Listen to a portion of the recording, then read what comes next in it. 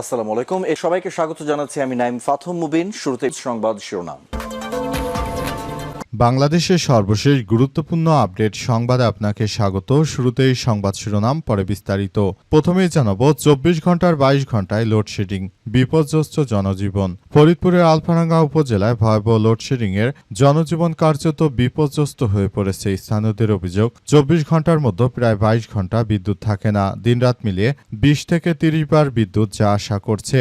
প্রতিদিন এ এলাকায় বিদ্যুতের চাহিদা 5.50 মেগাওয়াট, আর জাতীয় গ্রিড থেকে সেখানে বিদ্যুৎ দেয়া হচ্ছে মাত্র 3.32 মেগাওয়াট। এতে বিপুল পরিমাণ ঘাটতি দেখা দিয়েছে। 41% ঘাটতি থাকায় সারাদিনে মাত্র 10 থেকে 12 ঘন্টা বিদ্যুৎ থাকছে।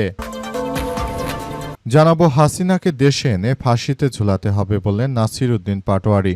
জাতীয় নাগরিক পার্টি এনসিপির মুখ্য সমন্বয়ক নাসির উদ্দিন পাটোয়ারি বলেছেন যে সাবেক প্রধানমন্ত্রী পলাতক শেখ হাসিনাকে দেশে ফিরে এনে তারপর ফাঁসিতে ঝুলাতে হবে। যতক্ষণ না পর্যন্ত হাসিনার ফাঁসি হচ্ছে ততক্ষণ পর্যন্ত দেশের জনগণ স্বস্তিতে নিঃশ্বাস নিতে পারবে না। গুম, খুন, অত্যাচার, শিক্ষার্থী হত্যা এমন কোনো অপরাধ নেই যা বিগত স্বৈরাচার ফ্যাসিস্ট না করেছে বলে অভিযোগ করেছেন নাসির উদ্দিন পাটোয়ারি। তাই তিনি শেখ হাসিনাকে ফাঁসিতে ঝুলানোর প্রতি সরকারের প্রতি উদাত্ত আহ্বান জানিয়ে বলেছেন যে এই সরকারকে এই কাজটি অবশ্যই করতে হবে। যদি সরকার দেশের জনগণকে ভালোবাসে তাহলে হাসিনার বিচার নিশ্চিত করতে হবে। তাছাড়া আমরা মূলত এই বিষয়গুলো মেনে নেব না। এদিকে শেখ হাসিনার উদ্দেশ্যে বার্তা দেয়া সেই বঙ্গবন্ধু সৈনিক গ্রেপ্তার। আর্জেন্টিনার ফুটবল দলের অন্ধভক্ত হিসেবে দেশজুড়ে পরিচিত নোয়াখালীর সেনবাগের সে আলোচিত আজাদ মেম্বার এবার পুলিশের হাতে গ্রেপ্তার হয়েছেন। তবে কোনো ফুটবল উন্মাদনা নয়, মূলত আওয়ামী লীগের রাজনীতিতে সক্রিয় থাকা এবং নানা কর্মকাণ্ডের অভিযোগে তাকে আটক করা হয়েছে। এরপর জানাবো, রাজধানীর সবুজবাগে পুলিশ কর্মকর্তার স্ত্রীর ঝুলন্ত মরদেহ উদ্ধার। রাজধানীর সবুজবাগে দক্ষিণ গাঁওয়ে একটি বাসা থেকে নীলুফার ইয়াসমিন নামের এক নারীর ঝুলন্ত মরদেহ উদ্ধার করেছে পুলিশ। পুলিশের সূত্র থেকে জানা গেছে যে নিহত ওই নারীর স্বামী পুলিশের এসআই পদে কর্মরত। তিনি গাজীপুরে থাকেন, তবে তিনি তার 2 সন্তান নিয়ে দক্ষিণগাঁয়ের শাহিবাগ মসজিদের এলাকায় একটি ভাড়া বাসায় থাকেন। এই ঘটনায় তিনি আজ হঠাৎ করে সিলিং ফ্যানের সঙ্গে রশি দিয়ে ঝুলে আত্মহত্যা করেছেন।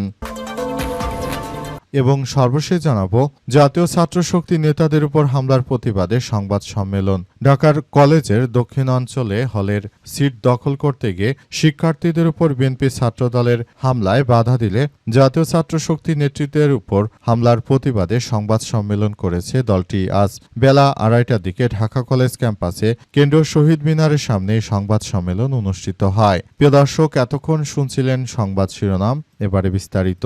তবে তার আগে বন্ধুরা অনুরোধ থাকবে, এই সংবাদটিতে একটি লাইক দিন। এই চ্যানেলে আপনি নতুন হয়ে থাকলে আমাদের সংবাদটি দেখতে দেখতে চ্যানেলটি সাবস্ক্রাইব করে রাখুন। কমেন্ট করে বন্ধুরা আপনার মূল্যবান মতামত জানিয়ে দিন আপনি বিশ্বের কোন দেশ থেকে বা বাংলাদেশের কোন স্থান থেকে আমাদের সংবাদটি দেখছেন এবং শুনছেন। আর বন্ধুরা, সংবাদটি আপনার সোশ্যাল মিডিয়া ফেসবুকে শেয়ার করে বন্ধুদেরও দেখার সুযোগ করে দিন। আজকের এই সংবাদ সম্পর্কে আপনার মূল্যবান মতামত কমেন্ট বক্সে কমেন্ট করে জানিয়ে দিন। আর বন্ধুরা, গাজা যুদ্ধে আপনি যদি নিরীহ ফিলিস্তিনিদের ভালোবেসে থাকেন, পুরো বিশ্ববাসীকে আমাদের এই তাজা আপডেটটি দেখার সুযোগ করে দিন। এবারে বিস্তারিত। সবুজবাগে পুলিশ কর্মকর্তার স্ত্রী ঝুলন্ত মরদেহ উদ্ধার। রাজধানীর সবুজবাগে দক্ষিণগাঁওয়ে একটি বাসা থেকে নীলুফার ইয়াসমিন 30 নামের এক নারী ঝুলন্ত মরদেহ উদ্ধার করেছে পুলিশ। তার স্বামী আনোয়ার হোসেন পুলিশের এসআই পদে কর্মরত। আজ সকালে মরদেহ উদ্ধারের পর ময়নাতদন্তের জন্য ঢাকা মেডিকেল কলেজ হাসপাতালের মর্গে পাঠানো হয়েছে। পুলিশ জানায় যে দক্ষিণগাঁওয়ের শহীদবাগ মসজিদ এলাকার একটি বাসায় নীলুফা 2 সন্তান নিয়ে বসবাস করতেন। তার স্বামী আনোয়ার হোসেন গাজীপুর মহানগর পুলিশের এসআই হিসেবে কর্মরত। কর্মস্থলে থাকেন তিনি। মাঝে মাঝে বাসায় আসেন। রোববার সকালে তার 2 ছেলে মেয়ে ঘুম থেকে উঠে তার মাকে ফ্যানের সঙ্গে ঝুলতে দেখে। তাদের চিৎকারে প্রতিবেশীরা ছুটে এসে থানায় খবর দেয়। সকাল 9:30টার দিকে পুলিশ লাশ উদ্ধার করেছে। সবুজবাগ থানার ওসি সাইফুল ইসলাম সমকালকে বলেন, প্রাথমিকভাবে নীলুফা গলায় ফাঁস নিয়ে আত্মহত্যা করেছেন, তবে ময়নাতদন্তে প্রতিবেদন পেলে মৃত্যুর সঠিক কারণ জানা যাবে। তার আত্মহত্যার প্রকৃত কারণ এখন পর্যন্ত জানা যায়নি। অবস্থায় পুরো এলাকার পরিস্থিতি থমথমে অবস্থায় বিরাজ করছে। অনেকেই বলাবলি করছে যে হয়তো স্বামীর দ্বারা কোনো অত্যাচারের শিকার হয়ে তিনি আত্মহত্যার প্ররোচনায় উদ্বুদ্ধ হন এবং তিনি মূলত আত্মহত্যার এই পথকে বেছে নিয়েছেন। তিনি আসলে যে আত্মহত্যা করেছেন সেই আত্মহত্যার মধ্য দিয়ে মূলত তার সংসারের যে একটা ঝামেলা ছিল সেই বিষয়টি ইতিমধ্যে প্রকাশিত হচ্ছে। কারণ এমনি এমনি কেউ গলায় রশি নিয়ে আত্মহত্যা করবে না, কারণ এই ধরনের ঘটনা বাংলাদেশে প্রতিনিয়ত হচ্ছে। তাই তদন্ত করে যথাযথভাবে আইনগত ব্যবস্থা গ্রহণ করা হবে। হাসিনাকে দেশে এনে ফাঁসিতে ঝোলানো হবে বললেন নাসির উদ্দিন পাটোয়ারি। জাতীয় নাগরিক পার্টি এনসিপির আহ্বায়ক নাসির উদ্দিন পাটোয়ারি বলেছেন যে হাসিনা যে ধরনের অপরাধ করেছে তাকে দেশের মাটিতে ফিরে এনে তারপর তার ফাঁসি কার্যকর করতে হবে। বর্তমান সরকারকে এই চ্যালেঞ্জটি নিতে হবে বলে জানান নাসির উদ্দিন পাটোয়ারি। নাসির উদ্দিন পাটোয়ারি আরও জানিয়েছেন যে আওয়ামী দুর্বৃত্তদের বিরুদ্ধে সবাইকে জেগে উঠতে হবে। যদি আওয়ামী দুর্বৃত্তরা তারা এইভাবে কার্যক্রম চালিয়ে যায় সেটি আসলে কোনোভাবেই গ্রহণযোগ্য হতে পারে না। তিনি আরও বলেন, আওয়ামী দুর্বৃত্তরা যতই সন্ত্রাসী কার্যক্রম চালাক না কেন তাদের এই সন্ত্রাসী কার্যক্রম আমরা কোনোভাবেই মেনে নেব না। আওয়ামী দুর্বৃত্তদের বিরুদ্ধে আমাদের সবথেকে ভয়াবহ ও বিপজ্জনক পরিস্থিতির মধ্য দিয়ে এগিয়ে আসতে হবে বলে জানান তিনি এবং তিনি আরও জানান, তাই সবাইকে বলবো আপনারা আওয়ামী দুর্বৃত্তদের বিরুদ্ধে মাঠে সক্রিয়ভাবে অবস্থান করুন এবং যতক্ষণ না পর্যন্ত ফ্যাসিস্ট সাবেক প্রধানমন্ত্রীর ফাঁসি না হচ্ছে ততক্ষণ পর্যন্ত আমরা আর রাজপথ ছাড়ব না বলে জানান নাসির উদ্দিন পাটোয়ারি। আওয়ামী দুর্বৃত্তদের উদ্দেশ্য করে তিনি বলেন, যতই লাফালাফি করো না কেন ক্ষমতায় থাকতে তোমরা মানুষের উপর যে জুলুম নির্যাতন করেছো সেটি আমরা কখনোই ভুলে যাইনি। তাই তোমাদের এখন এই ধরনের কথাবার্তায় দেশের জনগণ আর বিশ্বাস করবে না বলে জানান নাসির উদ্দিন পাটোয়ারি। তিনি আরও জানিয়েছেন, তাই নতুন করে আমরা বিষয়গুলো খুবই গুরুত্ব সহকারে দেখছি।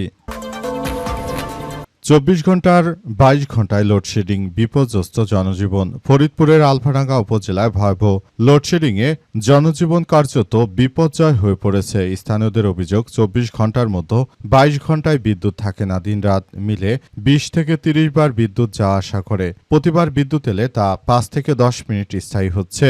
এতে উপজেলার 6টি ইউনিয়ন এবং একটি পৌরসভার কয়েক লাখ মানুষ চরম দুর্ভোগে পড়েছে। স্থানীয়দের দাবি, চলতি গ্রীষ্ম মৌসুমের শুরু থেকেই বিদ্যুৎ সংকট চলছে। মাঝখানে কয়েকদিন বৃষ্টিপাত হয়, পরিস্থিতি কিছুটা উন্নতি হলেও গত এক মাস ধরে আবারও তীব্র আকারে লোডশেডিং শুরু হয়েছে। ফরিদপুরের পল্লী বিদ্যুৎ সমিতির আলফাডাঙ্গা জোনাল অফিস সূত্র থেকে জানা গেছে, বর্তমানে আলফাডাঙ্গা সাব স্টেশনে বিদ্যুতের চাহিদা 5.65 মেগাওয়াট, অথচ জাতীয় গ্রিড থেকে সরবরাহ করা হচ্ছে মাত্র 3.32 মেগাওয়াট, যার ফলে প্রায় 2.33 মেগাওয়াট অর্থাৎ 41% ঘাটতি নিয়ে বিদ্যুৎ সরবরাহ করতে হচ্ছে।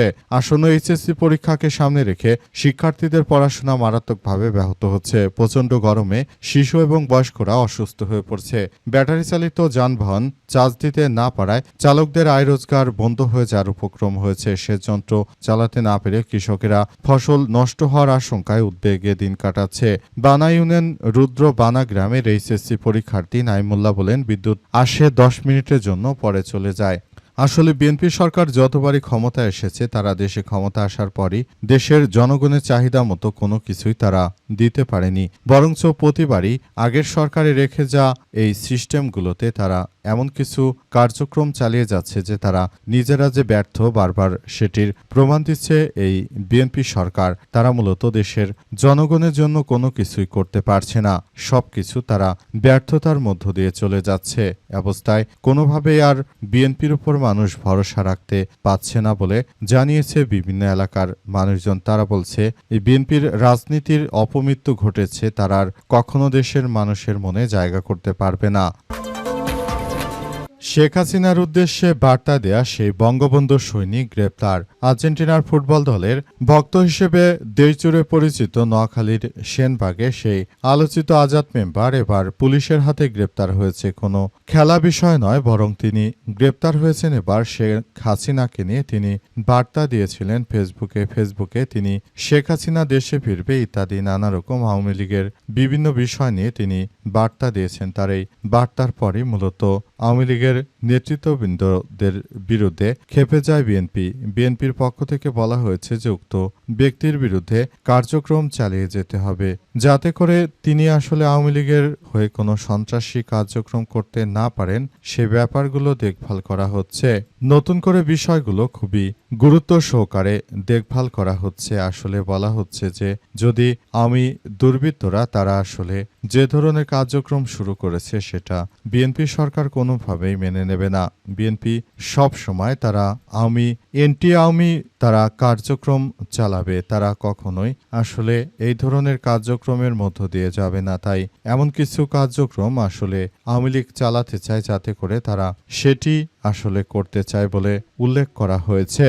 এই ধরনের কার্যক্রম করার মধ্য দিয়ে মূলত আওয়ামী লীগকে পুনর্বাসন করার যারাই চেষ্টা করবে তাদেরকে আটক করছে আইন শৃঙ্খলা রক্ষাকারী বাহিনীর সদস্যরা।